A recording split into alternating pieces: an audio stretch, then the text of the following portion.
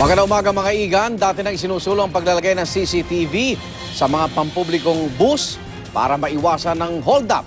Pabor naman dyan ang ilang bus driver. Darito ang report ni Athena Imperial. Ilang beses na hulikam ang iba't ibang klase ng pagnanakaw sa mga pampublikong bus. Kanya-kanyang diskarte ang mga kawatan para masalisihan ang mga biktima. Kaya naman dati pang isinusulong sa Kongreso at ng LTFRB ang pagkakabit ng mga CCTV camera sa mga bus upang masugpo ang mga ganitong krimen. Si Mang Rolando, 30 taon nang namamasada ng biyaheng Pasita Navotas. Saksi sa di na raw mabilang na nakawang nangyayari sa loob ng minamanehong bus. Kabisado na raw niya ang mga mukha, forma at taktika ng mga grupong nambibiktima sa kanyang mga pasahero.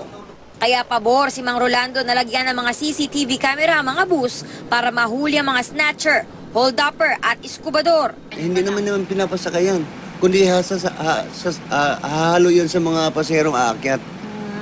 Sumasabay. Minsan nga mapagbintangan pa kami na kakotsaba daw. Sangayon din ng konduktor na si Ronald sa ganitong panukala. Mahuhuli raw kasi sa video ang magigilas na estilo ng mga kawatan sa pagnanakaw at mabibigyang babala ang publiko. Kampante na rin ng mga pasahero dahil lalong-lalo na kung sa gabi, sa madaling araw. Suwestyon nga ng karamihan, pero maliban dito, kailangan din daw ng police visibility, mga checkpoint sa mga alanganing lugar at mga pulis na umaakyat sa bus para siguruhin ang kaligtasan ng mga pasahero, driver at konduktor. Pero naman dati ng ganyan ha, laging umaakit ang mga pulis. Bigla na lang nawala. Meron yan, pinapipirmahan pa nga sa amin yan mga parang katunayan sila sumasampa.